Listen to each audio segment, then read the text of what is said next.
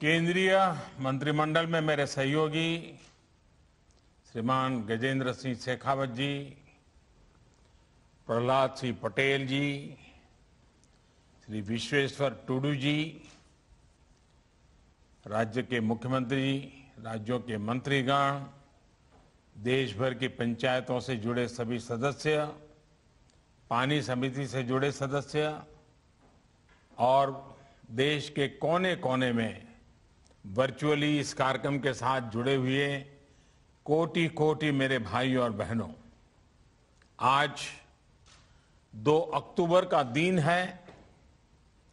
देश के 2 महान सपूतों को हम बड़े गर्व के साथ याद करते हैं। पूज्य बापू और लाल बहादुर शास्त्री जी, इन दोनों महान व्यक्तित्वों के हृदय में भारत के गांव ही बसे थे।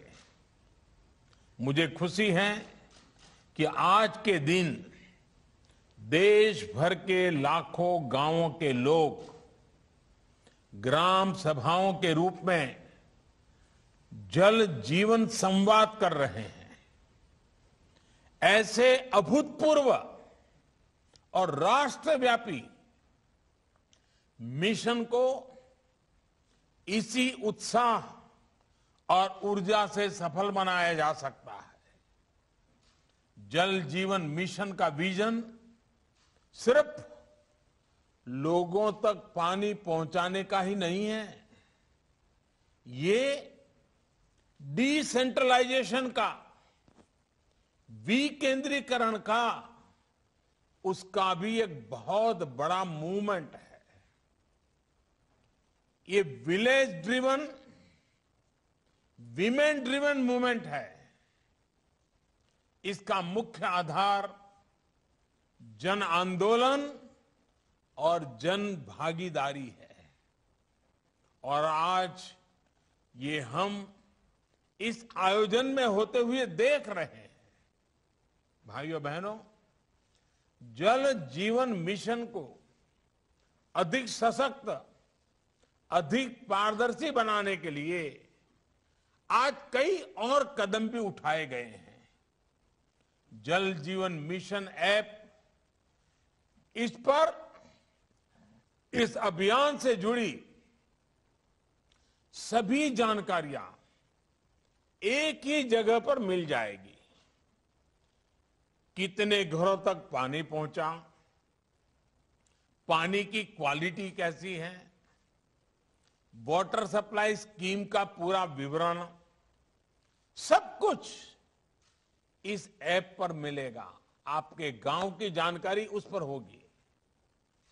वाटर क्वालिटी मॉनिटरिंग और सर्वेलेंस फ्रेमवर्क से वाटर क्वालिटी को बनाए रखने में बहुत मदद मिलेगी।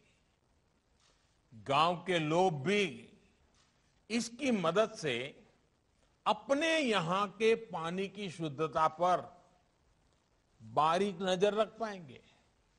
साथियों, इस वर्ष पूज्य बापू की जन्म जयंती हम आजादी के अमृत महोत्सव के इस महत्वपूर्ण कालखंड में साथ साथ मना रहे हैं।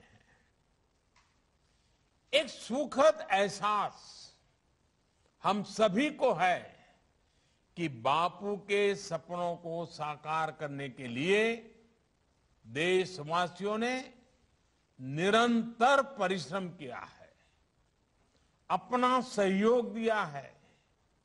आज देश के शहर और गांव खुद को खुले में शौच से मुक्त घोषित कर चुके हैं। करीब करीब 2 लाख गांवों ने अपने यहां कचरा प्रबंधन का काम शुरू कर दिया है। 40,000 से ज्यादा ग्राम पंचायतों ने सिंगल यूज प्लास्टिक को बंद करने का भी फैसला लिया है।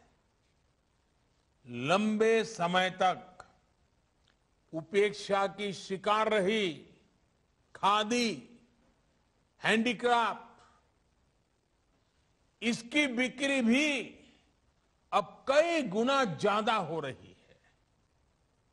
इन सभी प्रयासों के साथ ही आज देश आत्मनिर्भर भारत अभियान के संकल्प के साथ आगे बढ़ रहा है।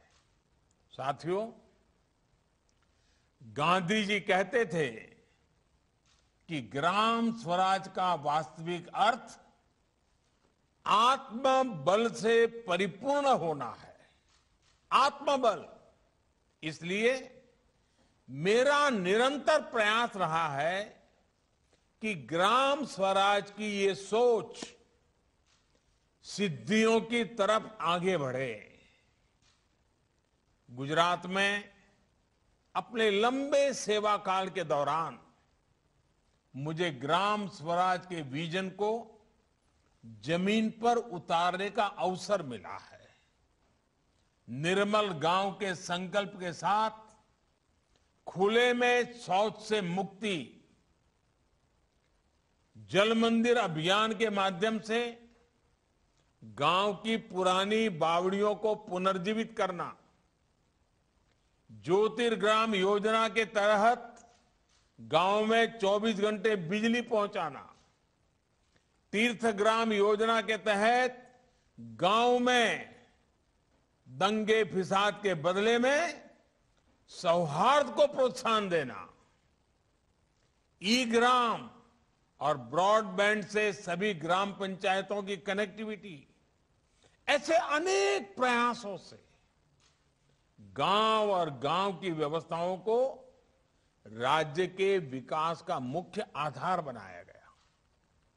बीते 2 दशकों में गुजरात को ऐसी योजनाओं के लिए, विशेषकर पानी के क्षेत्र में बेहतरीन काम करने के लिए राष्ट्रीय भी और अंतर्राष्ट्रीय संस्थानों से भी अनेकों अवार्ड भी मिले हैं। साथियों, 2014 में जब देश ने मुझे ये नया दायित्व दिया तो मुझे गुजरात में ग्राम स्वराज के अनुभवों का राष्ट्रीय स्तर पर विस्तार करने का अवसर मिला। ग्राम स्वराज का मतलब सिर्फ पंचायतों में चुनाव कराना, पंच सरपंच चुनना, इतना ही नहीं होता है। ग्राम स्वराज का असली लाभ तभी मिलेगा जब गांव में रहने वालों की गांव के विकास कार्यों से जुड़ी प्लानिंग और मैनेजमेंट तक में सक्रिय सहभागिता हो। इसी लक्ष्य के साथ सरकार द्वारा विशेषकर जल और स्वच्छता के लिए 2.25 लाख करोड़ रुपए से ज्यादा की राशि सीधे ग्राम पंचायतों को दी गई है। आज एक तरफ जहां ग्राम पंचायतों को ज्यादा से ज्यादा अधिकार दिए जा रहे हैं, दूसरी तरफ पारदर्शिता का भी पूरा ध्यान रखा जा रहा है। ग्राम स्वराज को लेकर केंद्र सरकार की प्रतिबद्धता का एक बड़ा प्रमाण जल जीवन मिशन और पानी समितियां भी है। साथियों, हमने बहुत सी ऐसी फिल्में देखी हैं, कहानियां पढ़ी हैं, कविताएं पढ़ी हैं, जिनमें विस्तार से ये बताया जाता है कि कैसे गांव की महिलाएं और बच्चे पानी लेने के लिए मीलों मीलों दूर चलकर जा रहे हैं। कुछ लोगों के मन में गांव का नाम लेते ही ऐसी ही कठिनाइयों की तस्वीर उभरती है, लेकिन बहुत ही कम ही लोगों के मन में ये सवाल उठता है कि आखिर इन लोगों को हर रोज किसी नदी या तालाब तक क्यों जाना पड़ता है? आखिर क्यों नहीं पानी इन लोगों तक पहुंचता? मैं समझता हूं जिन लोगों पर लंबे समय तक नीति निर्धारण की जिम्मेदारी थी, उन्हें ये सवाल खुद से जरूर पूछना चाहिए था, लेकिन ये सवाल पूछा नहीं गया, क्योंकि ये लोग जिन स्थानों पर रहे वहां पानी की इतनी दिक्कत उन्होंने देखी नहीं थी। बिना पानी की जिंदगी का दर्द क्या होता है वो उन्हें पता ही नहीं था। घर में पानी, स्विमिंग पूल, उसमें भी पानी, सब जगह पानी पानी।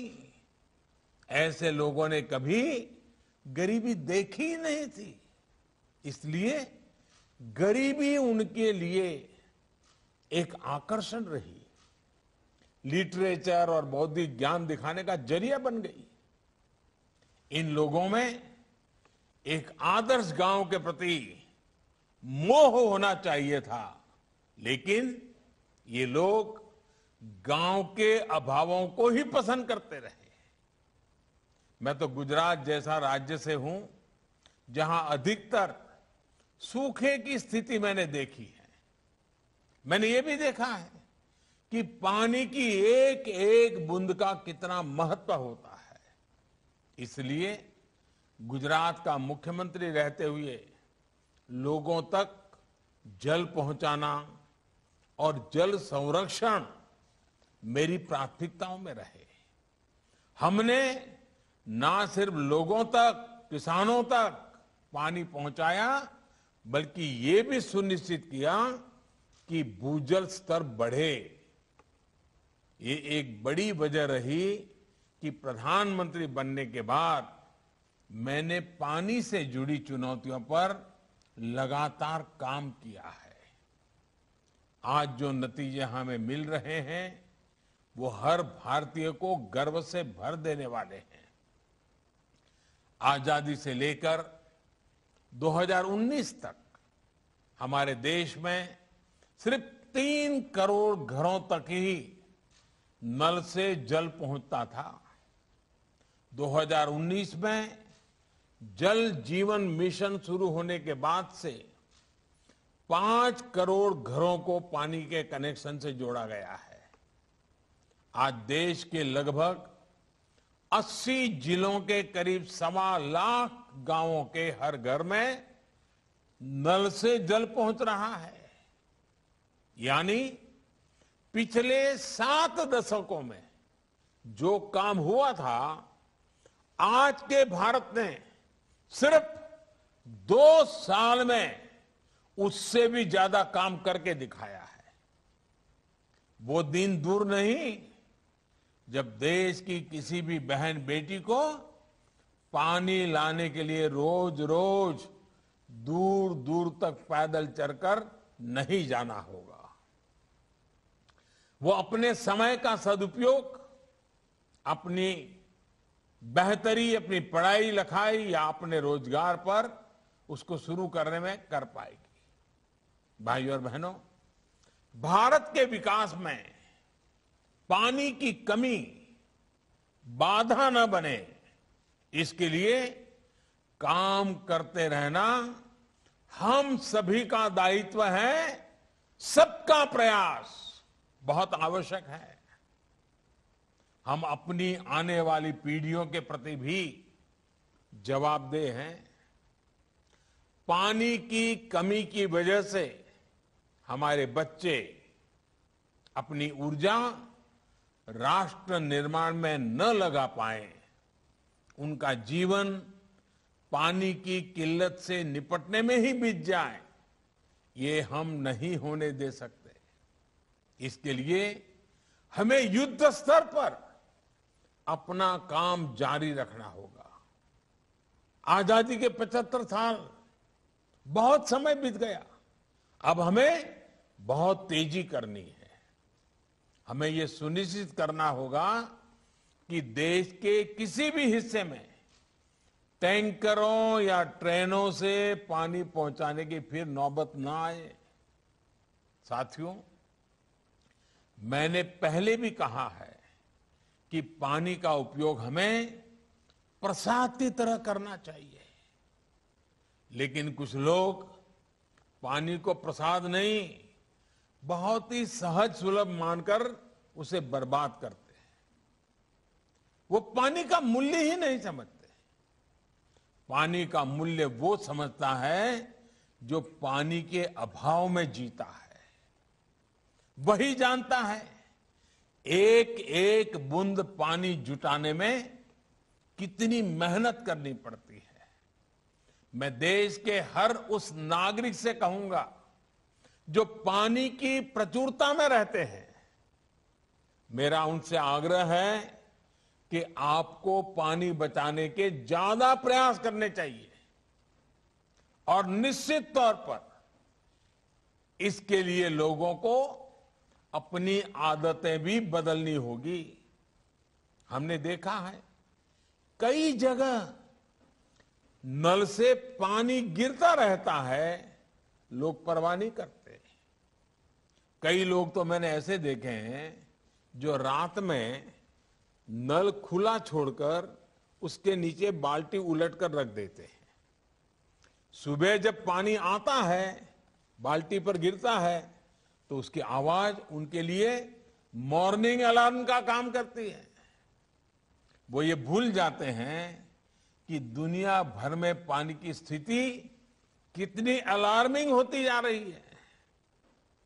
मैं मन की बात में भी अक्सर ऐसे महानुभावों का जिक्र करता हूं जिन्होंने जल संरक्षण और जल संचयन को अपने जीवन का सबसे बड़ा मिशन बनाया हुआ।